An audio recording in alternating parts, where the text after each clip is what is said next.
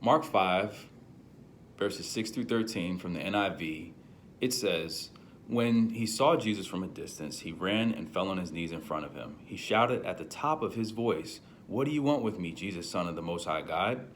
In God's name, don't torture me.' For Jesus had said to him, 'Come out of this man, you impure spirit.' Then Jesus asked him, 'What is your name?' 'My name is Legion,' he replied, 'for we are many.' And he begged Jesus again and again not to send them out of the area. A large herd of pigs was feeding on the nearby hillside. The demon begged Jesus, 'Send us among the pigs. Allow us to go into them.' He gave them permission, and the impure spirits came out and went to the pigs. The herd, about 2,000 in number, rushed down the steep bank into the lake and were drowned." I'll come here to tell you that regardless of what the devil may have on your life, it's not stronger than God. This man who had been living in the grave, or he'd been living in a tomb area, he was so strong that the people in the area had bound him.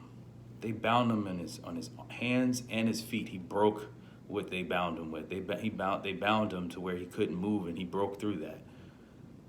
But when he was in the presence of God, he had to do the begging. No matter how strong the situation, the devil's situation, or the way that he may have you bound or have you thinking about yourself or have you operating from a day-to-day basis, it's never stronger than God. God is here to rescue you, even from the impure spirits, even when you have an impure way of thinking. Our mind is so powerful. It can make us believe in that we can do anything, or when we're not thinking properly, it can cause for us to think we can do nothing. And in this particular account, Jesus had already fed 5,000 off of 5 loaves of bread and 2 fish.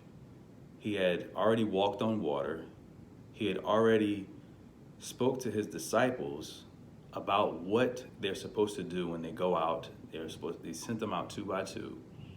He was speaking to them specifically in this moment. He spoke specifically to the impure spirit in this moment, because the impure spirit, he recognized that it was an impure spirit in this man.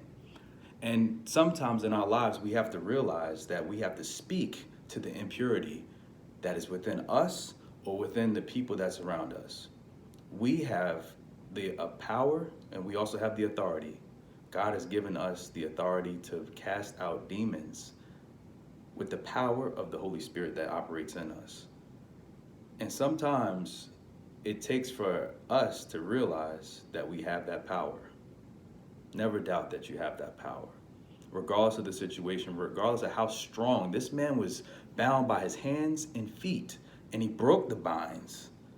Look at him begging. If we go back, he says, and he begged Jesus, verse 10, again and again, not to send him out of the area.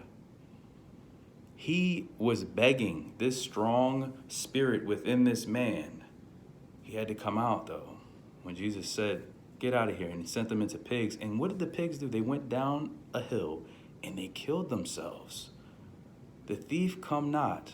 The Bible talks about the thief come not but to kill, steal, and destroy.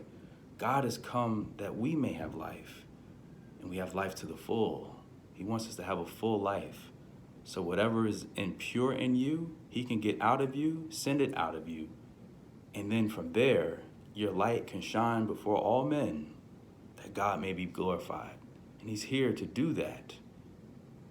But you just have to be willing to give it up.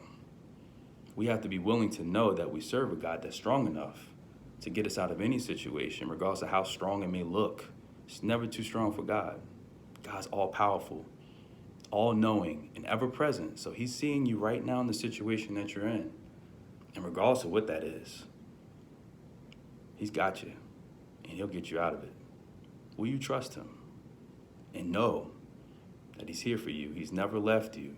He's right here waiting to get you out of that situation.